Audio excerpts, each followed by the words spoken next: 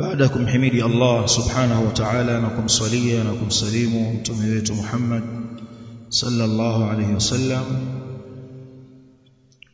anasema Sheikh hafidhahu Allah ta'ala, ad-du'a lilmayyit fi salati al-janaza.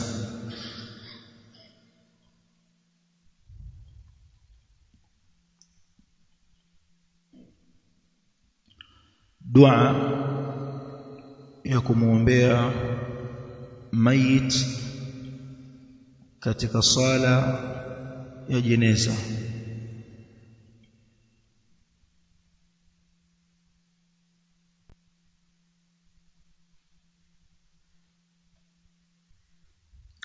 Anapofariki ndugu yetu Muislamu, wanawajibika Waislamu kumfanyia mambo manne. La kwanza, kumuosha,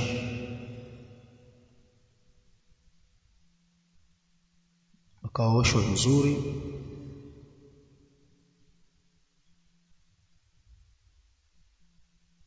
majosho kwa idadi ya witri,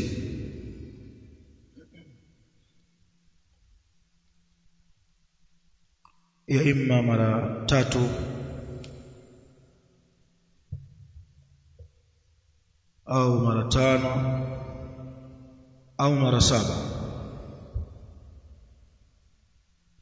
Mara 5 kumuosha mara 7 kama ilivyokuja katika hadithi.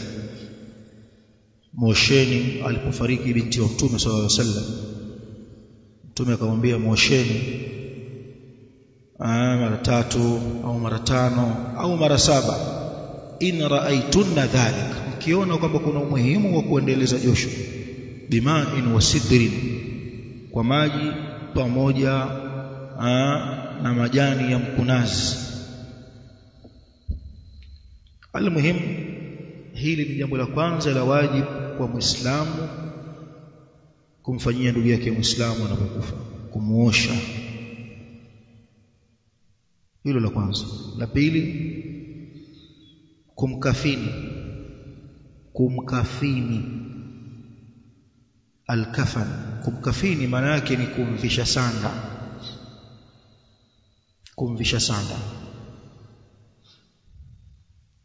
Na sanda ni mapande matatu ya shuka wazungushiwa nayo. Hili ni kwa mwanamume na kwa mwanamke, japo baadhi ya wafuqaha wakasema kwa mwanamke tutamwekea rinda la sanda, wengine wanaita gagulo, hijabu, ila hili halina dalili la kutenganisha sanda ya kiume na kike kama alivyosema baadhi ya ahlul. Almuhim, la pili kumvisha sanda. La tatu, kumswalia maiti, maana yake kumuombea dua maiti. Ndilo hili ambalo tunalisoma leo, dua ya kumuombea maiti katika yale mambo manne ya wajibu. Kwa hiyo ukimaliza hili la 4 la wajibu, lililobakia ni kwenda kumzika na kumstiri. Hayo ni mambo manne, ni wajibu kwa Waislamu kumfanyia maiti wa Kiislamu, wajibu. Sasa swala hii au hii dua ya kumwombea maiti ina swala yake, ndio inaitwa swala kumswalia maiti. Jambo la kumwombea dua maiti limepangiliwa katika hiyo swala kuwa ni jambo la 3. Kwenye hiyo swala kuna jambo la kwanza, ama takbira ya kwanza, anapiga takbira mswalishaji, Allahu akbar. Baada ya takbira hii ya kwanza hii, mswaliji atasoma suratul Fatiha haina dua ya ufunguzi wa swala, hakuna. Kama mtu akasema wajjahtu wajhiya lilladhi fatara as-samawati, hakuna dua ya kufungua swala. Au akasema subhanaka allahumma wa bihamdika wa tabaraka ismuka, hakuna dua ya ufunguzi wa swala. Cha kwanza atakazoanza nacho a'udhu billahi minash shaitanir rajim, bismillahir rahmanir rahim, alhamdulillahi rabbil alamin, arrahmanir rahim, mpaka mwisho wa Fatiha. Amemaliza al-Fatiha, amsikilize imamu akipiga takbira ya pili, Allahu akbar. Baadhi wanasema si vibaya kainua mikono, ni sunna.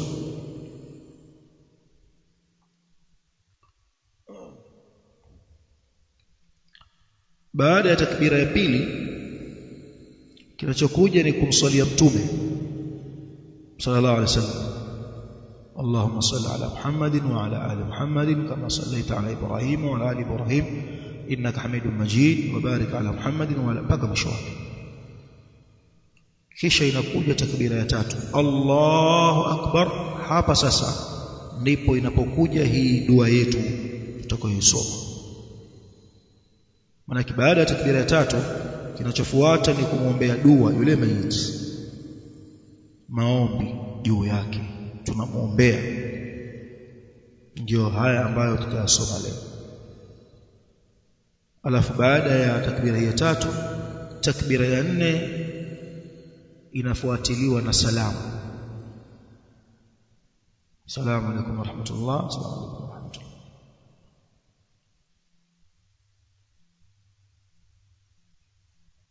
Wanasema ahlul ilmi, ukiangalia hii swala ya kumswalia maiti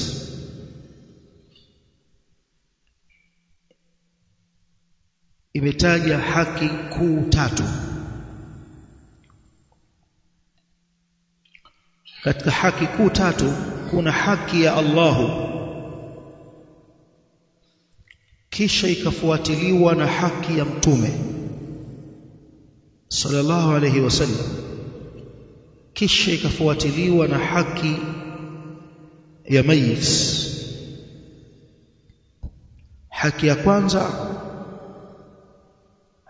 ni ipi? Haki ya kwanza ni kule kusoma suratul Fatiha ambayo ndani yake kuna kumsifu Allah tabaraka wa taala.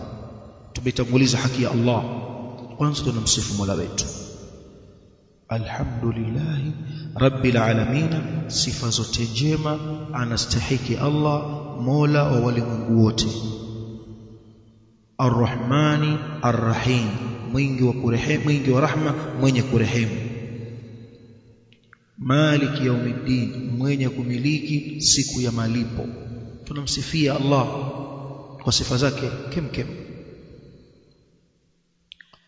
Baada ya haki ya Allah, takbira ya kwanza hiyo, takbira ya pili inakuja haki ya mtume sallallahu alaihi wasallam.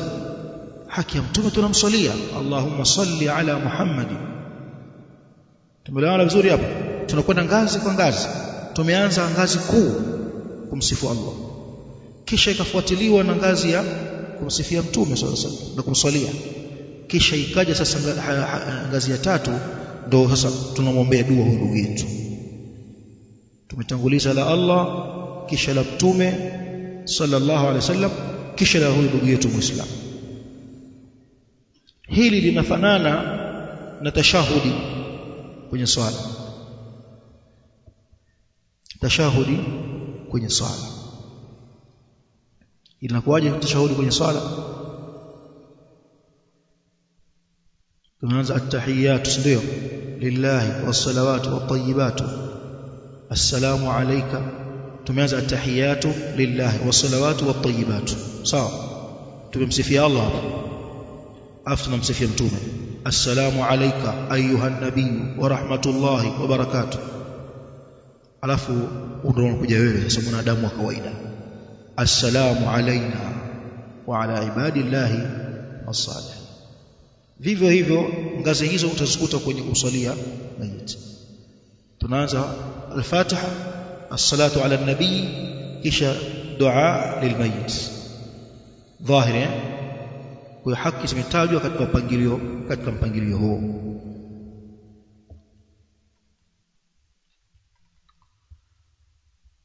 قال عوف بن مالك الأشجعي أمسيما صحابة عوف ابن مالك الأشجعي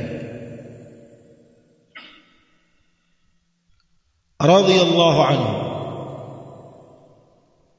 أنا سمع صلى النبي صلى الله عليه وسلم على جنازة alisalia mtume sallallahu alayhi wasallama kulisalia jeneza. Ukisema jinaza unakusudia jeneza, na jeneza unakusudia aliyewekwa ndani yake. Ukiona imeandikwa janaza kwa fatha ya jim ni mwili wa mayit, janaza. Ukisema jinaza ni kasra, kwa kasra ni kile kilichombeba mayit. Kwa Kiarabu huitwa jinaza. Aliyebebwa unasema janaza, mwili wa marehemu, mwili wa mayit, janaza kwa jim fatha. Manake fatha ni kilichokuwa juu, fatha inakaa juu, na kilichokuwa juu ni jeneza au ni mwili? Ni mwili uko juu ya jeneza, kwa hiyo ni janaza. Jinaza kwa kasra iko chini, ni kwa kilichokuwa chini, jinaza. Kwa hiyo jinaza ni jeneza linalombebea almayit. Dhahiri.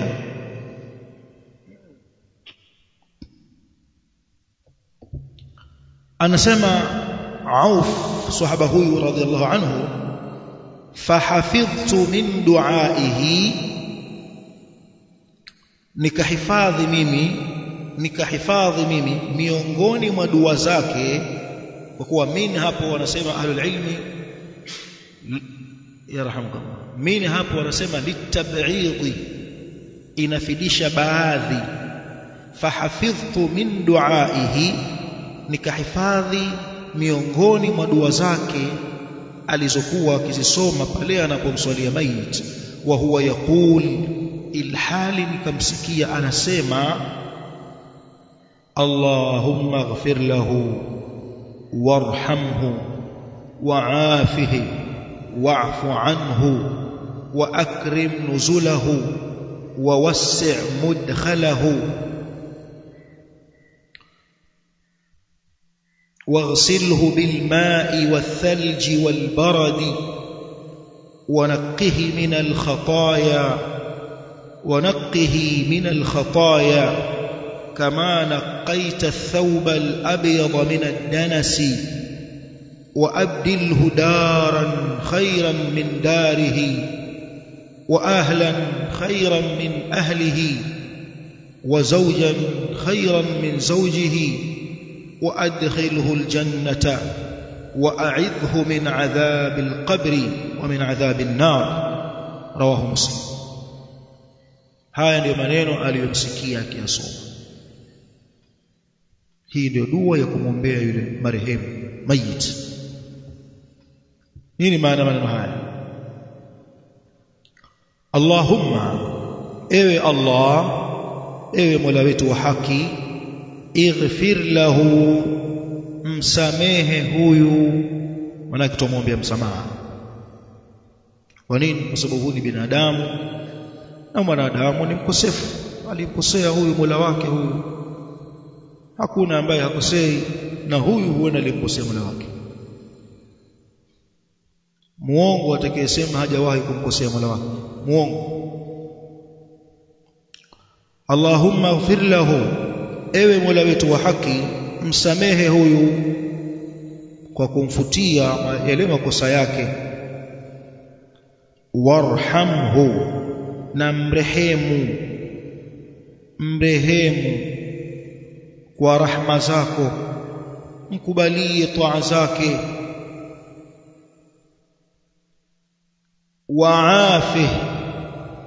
Waafihi, muafu na umuafu, muondoshee makruhu.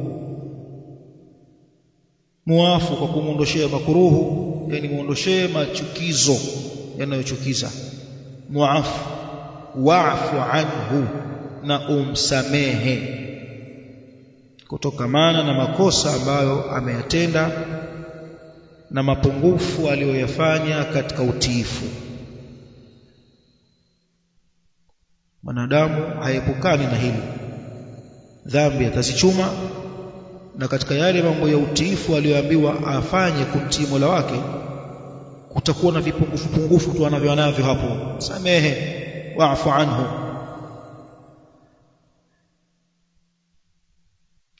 Wa akrim nuzulahu, na mkirimu huyo katika ile dhifa, mkirimu katika dhifa yake. Nuzul hukusudiwa yale ambayo Allah amemuandalia mja wake katika mazuri. Tunasema dhifa, mkirimu katika dhifa yake. Kwa kuna mambo umemwandalia, basi mkirimu, umpe yale mazuri, mpe katika yale ambayo hayajawahi kuonwa na macho wala kusikiwa na masikio wala hayajawahi kukita katika moyo wa binadamu.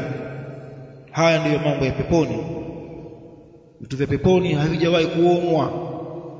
Tuambiwa tu sisi kwamba kuna mizabibu, kuna makomamanga, kuna kadha, kuna mito ya maziwa, mito ya asali, lakini hiyo asali ya huko sio asali hii, jina tu. Ukisikia kwamba kuna maziwa, sio maziwa haya, ni jina tu maziwa, lakini sio maziwa haya. Maziwa peponi si mchezo. Kwa hiyo mkirimu huyu katika dhifa utakayompa huko peponi. Wawassi' mudkhalahu,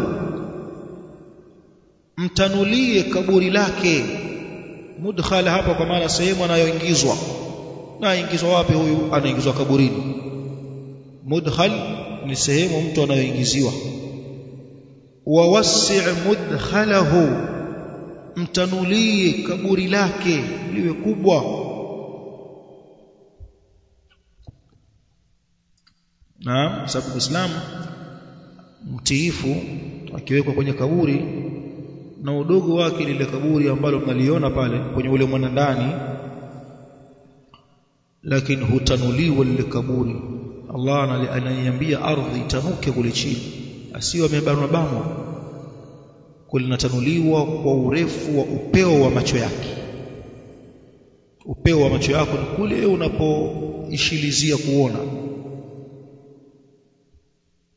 Ukikaa kwenye jangwa hivyo kwenye nini, unaona mbingu imelala hivi, ule ndio upeo wa macho yako, unaishia pale.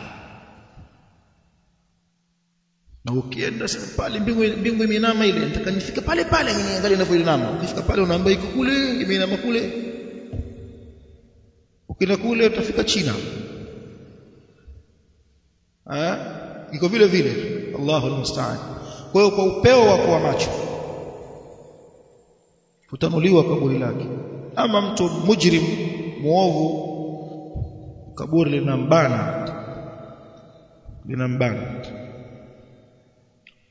Na watu wote watabanwa na makaburi mpaka Waislamu, isipokuwa kubanwa Waislamu na makaburi ni ubanwaji wa kukumbatiwa. Wanasema ahlul ilm ni ubanaji wa kukumbatia, mithili ya mama aliachana na mwanae kwa kitambo kirefu, haonani naye. Sasa siku ile mtoto anakuja kwa mama yake, mama yule kufuraha, anamlaki kwa kumkumbatia mtoto wake. Tumeelewana vizuri? Na sisi asili yetu ni nini? Udongo. Kwa tunarejea kwenye asili. Allah anasema minha khalaqnakum, kutokamana na udongo huo tumekuumbeni. Maana asili ya umbile la baba yenu Adamu tumemuumba kwa udongo. Wa fiha nu'idukum, na kwenye huo udongo sisi tutakurejesheni, utarudi humo. Kwa tunaporejea pale tumerejea kwenye asili yetu, unatukumbatia ule udongo. Alafu sasa ndipo unatanuliwa kaburi lako. Ama kafiri anabanwa sio kukumbatiwa kwamba mama amemmisa, banwa adhabu mpaka zinapishana mbavu zake. Za kulia zaingia kushoto na za kushoto zinaingia kulia. Ndio maana tunamwombea wa wasi' mudkhalahu, mtanulie lake kaburi. Waghsilhu bilma'i wathalji walbarad, na muoshe huyu, muoshe. Waghsilhu,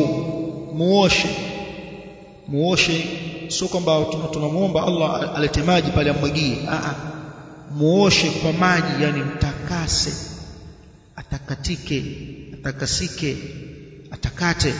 Bilma'i, kwa maji, wathalji, na theluji, walbaradi, na kwa kutumia pia maji ya umande. Na yametajwa maji kwa aina tatu zake zote: maji ya kawaida, maji ya theluji, maji ya umande. Wengine wanasema baradi, maji ya baridi. Ma ya kwanza maji ya kawaida, thalji theluji, walbaradi maji ya baridi. Wengine wakisema albarad umande, maji ya umande. Sote tufahamu umande, maji vinakuwa viko juu ya majani hivi ya miti, hususan vijijini huko, kiamka asubuhi na hakujanyesha mvua, maji ya umande. Kwa maana muoshe kwa maji ya aina yote, atakatike huyu. Wanaqihi min alkhataya, na mtwaharishe huyu kutokamana na makosa aliyoyafanya. Mtakatishe huyu, atakate, ananganike. Kama naqaita thawba al-abyad min ad-danas, kama unavyoitakasha ukaitakatisha ikatakata nguo nyeupe kutokamana na madoa. Huyu naye mfanye msafi, hana doa, madhambi yake yote ya Rabbi mfutie huyu mja wako. Hii ndio dua tunamwombea ndugu yetu. Kwa maneno adhimu, ni maneno adhimu. Na katika sehemu ambazo kwamba tunatakiwa tukiomba tuwe na ikhlas hii hapa, kama ilivyokuja baadhi ya hadithi kwamba soma haya maneno ya kutoke kwenye moyo na uwe kweli unakusudia kumwombea ndugu yako. Na ndio msaada wetu kwake yeye. Kisha kufa hana jinsi, huenda amekufa hajawahi hata kutubia maskini, sababu kifo hakiji na taarifa, kifo kinakuja ghafla. Kwa hiyo sisi ndugu zake, na ndio fursa yenyewe ndio hii, tumtakasie maombi.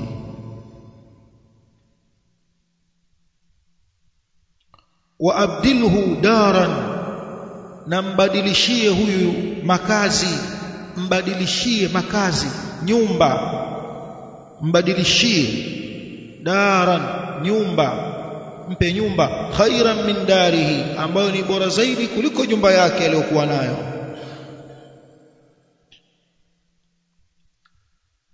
Hapa hakusudiwa tunamuombea Allah ambadilishie nyumba, ampe nyumba nyingine, ampe makasri ya peponi huko, kasri, au ampe nyumba nzuri kuliko nyumba aliyotoka. Hapa kwenye kaburi tutakapomuingiza pawe pako vizuri kuliko kwake alipotoka. Wa abdilhu daran, mbadilishie huyu nyumba na makazi, khairan min dari, yaliyokuwa bora zaidi kuliko nyumba yake aliyotoka. Kama akatoka kwenye kijumba cha udongo huko duniani, hapa mpe pazuri. atoka kwenye jumba lake fulani kuliko Oysterbay huko wapi, hiyo si lolote, si chochote hicho, si lolote hilo mbele ya makazi hapa kwenye kaburi lake. Sababu pale kwenye kaburi lile shimo la kaburi, mtume wetu anatuambia sallallahu alaihi wasallam, ima liwe rawdhatu min riyadil janna, bustani miongoni mwa mabustani ya pepo. Allah ajalie makaburi yetu sisi sote kuwa ni rawdhatu min riyadil janna. Au shimo lako la kaburi liwe rawdhatu, liwe hufratu min hufari niran, shimo katika mashimo ya moto. Allah aepushe makaburi yetu kutokana na hilo.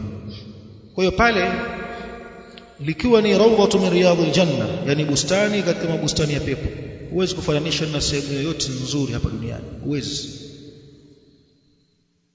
Sababu pale utafunguliwa mlango wako peponi, utajiliwa na hewa mwanana, utajiliwa na neema zote za peponi, uko pale pale kwenye kaburi lako, raha kabisa. Alafu naambiwa hapa bado hapa, neema hizo hapa bado hujafika wewe. Ndio imekuja hadithi ile mja Muislamu kwenye kaburi akionyeshwa neema zake, raha zile kadha wa kadha, na anaambiwa bado hapa. Ya nini trailer baba wewe? Atasema rabbi aqimis saa, Mola wangu leta kiyama, leta kiyama.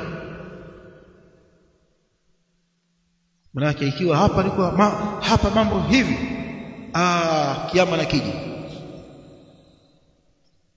nikaingia huko kwenye kubwa kuliko. Lakini kama ni mtu muovu, unaletewa pale jimoto la jahannam, unafunguliwa milango yake kadha, alafu naambiwa hapa bado, hapa hujafika kwenye jahannam. Atasema mtu muovu, rabbi la tuqimis saa, Mola wangu kiyama kisije. Wa ahlan khairan min ahlihi, na mbadilishie huyu watu bora kuliko watu wake aliowaacha duniani. Baadhi wakasema kuliko mama yake duniani, kuliko kadha wa kadha, kuliko dada zake, kuliko baba zake wakubwa, kuliko babake. Watu bora kuliko aliowaacha.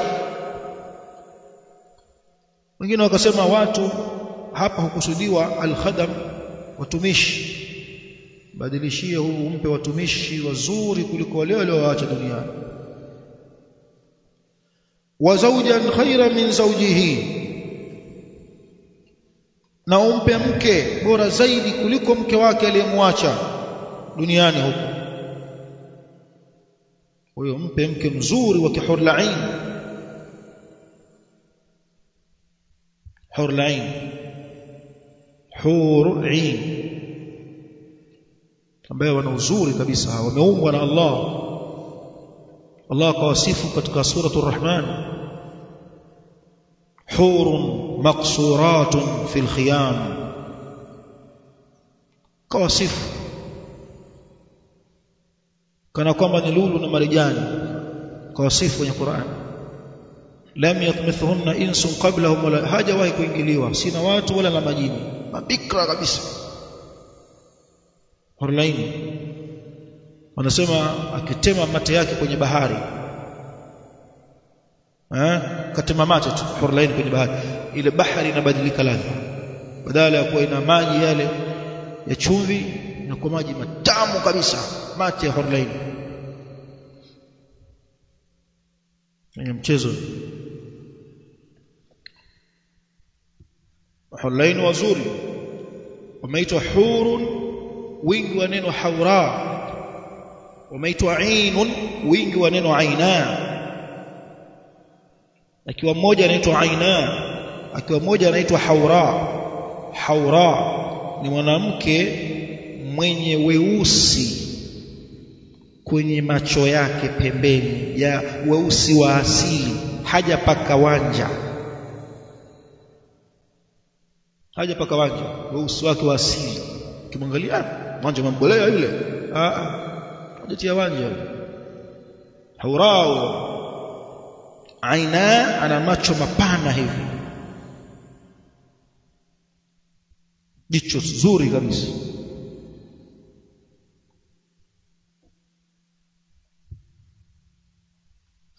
Msemaji yule mshairi akisifia macho ya aina hii, innal uyuna allati fi tarafiha hiwarun qatalatna thumma lam tuhyina qatlana,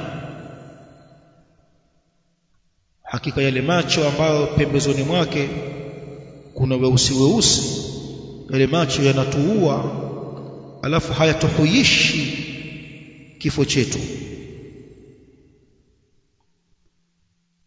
Hawa tunamuombea Allah ampe huyu wazuri kuliko wale walioacha duniani.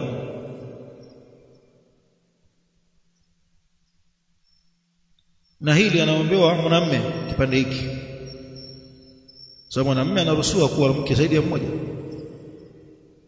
Lakini sasa kama ndo mkeo kafa, wewe unaweza kusema neno haya kwamba mpe huyu mume bora kuliko mume wake duniani, kwamba anamkosa mimi huyu atapewa mtu mwingine. Hii wanasema anaombewa maiti wa kiume, wa zawjan khayran min zawjihi.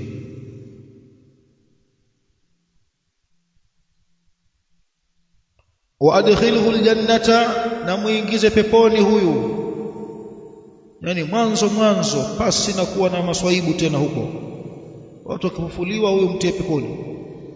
Wa a'idhu min adhabi alqabri, na mkinge kutokamana na adhabu za kaburi.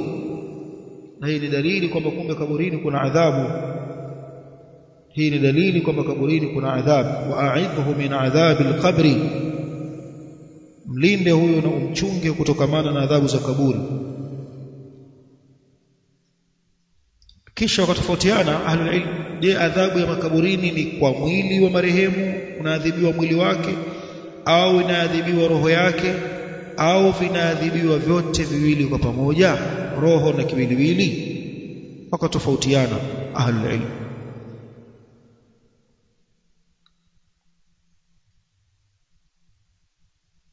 Wanasema asli ya adhabu ya kaburi huadhibiwa roho. Asli ya adhabu ya kaburi huadhibiwa roho, lakini huenda adhabu hiyo ikafungamana na viwili vyote baadhi ya wakati, ikawa roho inaadhibiwa na kiwiliwili nacho kinapatwa na adhabu. Miongoni mwa adhabu ni kama tulivyoitaja hapa hadithi kwamba kafiri au mtu asi fajir mujrim akitoa kwenye kaburi anabanwa mbavu zake, sio hivyo? Kwa baadhi ya wakati adhabu hiyo inakwenda mpaka kwenye kiwiliwili, baadhi ya wakati huadhibiwa roho. Haya yamesemwa na ahlul ilm, na masala yana khilafu hapa, na kuna wengine wamekataa kabisa kwamba hakuna kabisa adhabu yoyote kaburini, hakuna. Hawa nao watu sio kuzingatiwa. Wa min adhabi an-nari, na mkinge kutokamana na adhabu ya moto. Rawahu Muslim, hadithi hii ameipokea al-Imamu Muslim rahmatullahi alayhi. Kwenye riwaya nyingine ya Muslim, huyu sahaba anatusimulia jinsi inavyosomwa hii dua, aliposikia yale maneno kutoka kwa Mtume, maneno mazuri anaombewa huyu, akasema Auf ibn Malik, hatta tamannaitu an akuna dhalika almayit, mimi kwa maneno haya mpaka nilitamani kwamba mimi ningekuwa ndio maiti yule. Akatamani kwamba lao yeye ndio angekuwa amekufa, alafu Mtume akamwombea yale maneno, maana yale maneno hayajaacha kitu tena kutoka kwa Mtume Muhammad. Bora ingekuwa mimi maiti yule. Akamtamania mwenzake.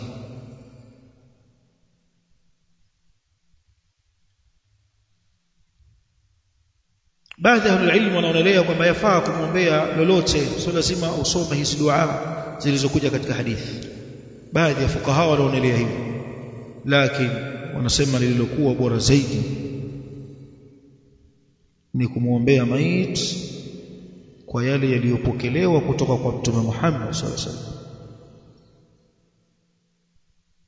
Al-Imam al-Bukhari kama anavyonukuliwa na al-Imam at-Tirmidhi kwamba amesema asahhu shay'in fi hadha al-bab hadha al-hadith.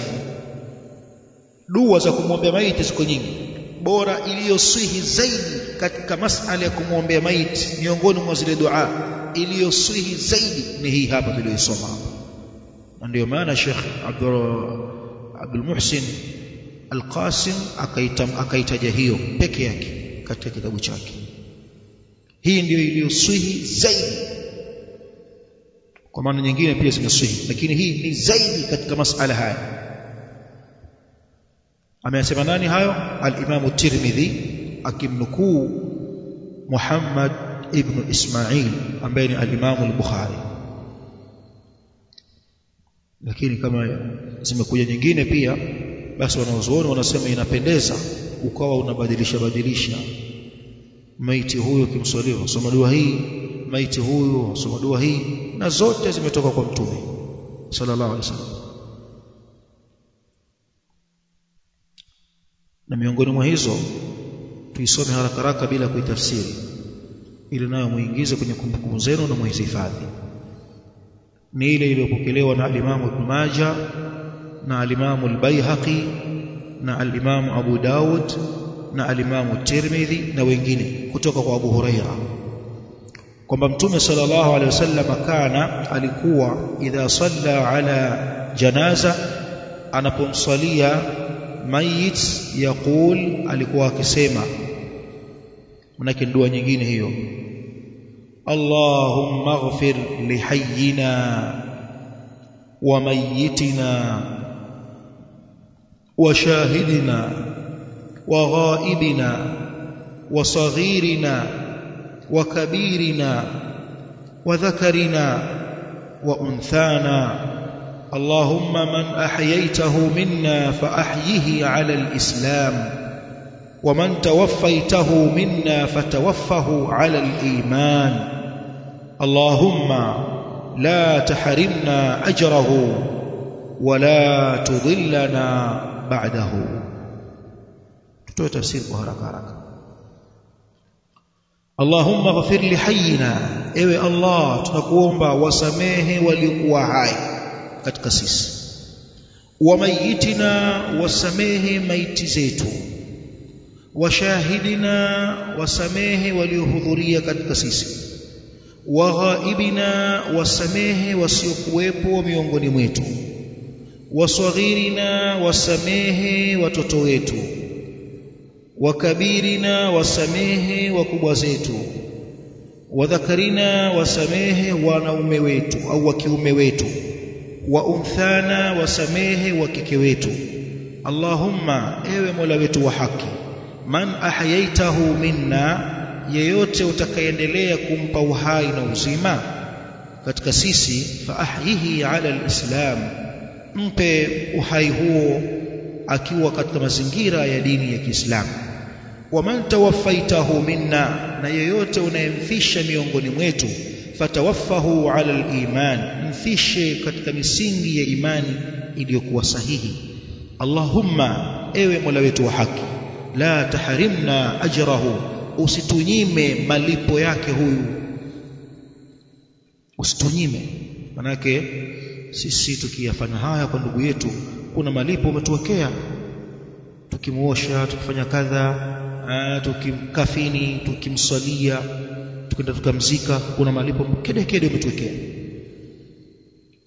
Imekuja hadithi kwenye Bukhari na Muslim ya Abu Huraira kwamba atakayesalia jeneza atapata malipo mithili ya qirati moja.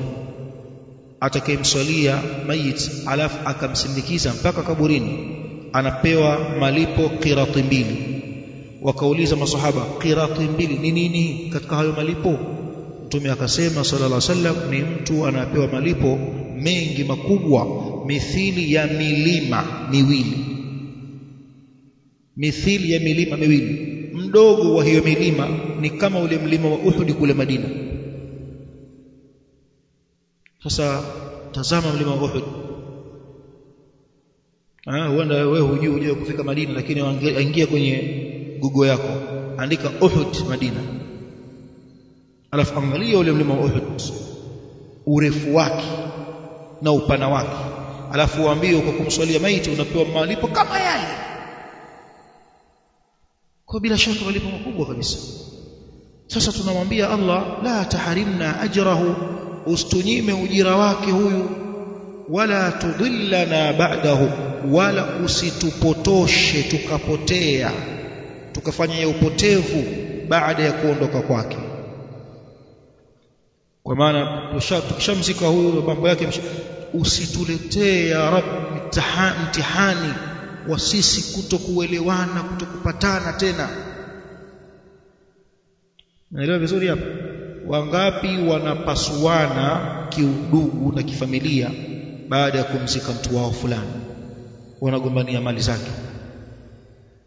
Pata shika nguvu hapa, hakuna nini, akapewi, achukui kitu harithi, wewe sie. Yatokea jamani. Wanawake nao hataka, tunataka haki sawa kwenye mirathi, haki sawa baba yetu sote, hakuna sijui mwanamume mara mbili ya mwanamke, hakuna. Sitaki mambo haya, mimi nitahukumiwa na serikali, sitaki mimi nini mambo ya Uislamu. Mtu anaukana Uislamu wake, mwanadada. Ute unamdondoka wa uchu wa mali, ute unamdondoka. Nipate mimi mwanamume apewe mara mbili yangu, wasikubali. Sitaki jambo hilo. Wewe ni mtoto wa nje ya ndoa, urithi, sikubali. Mtarithi baba yetu sote. Ndiyo kimamako leo umezaliwa, huja babako hajaolewa. Sitaki, mimi ni mtoto wake mzee. Watu tayari na mahakamani. Almuhim, sisi tunaomba dua, wala tudhillana ba'da, usitupoteze ewe Mola wetu baada ya kuondoka kwa huyu. Yani kuondoka kwake huyu usiwe ni sababu ya balbala, matatizo baina yetu. Tukinge. Tumeelewana vizuri? Dua adhim, ili dua adhim. Na nyinginezo Sheikh Albani rahimahullah amezitaja zilizosahihi siku aina 4. Hii kwa ni ya pili katika zile. Tumeelewana vizuri? Kwa hiyo si vibaya ukawa una hii na zile nyingine kwa uko nazo. Almuhim, hayo ndio ambayo kwamba tumejifunza katika siku hii ya leo, jinsi ya kusoma hii dua wakati wa kusalia jeneza, na ni dua za kuhifadhiwa vichwani. Hizi ni dua za kuhifadhiwa vichwani. Wabillahi tawfiq, walhamdulillah.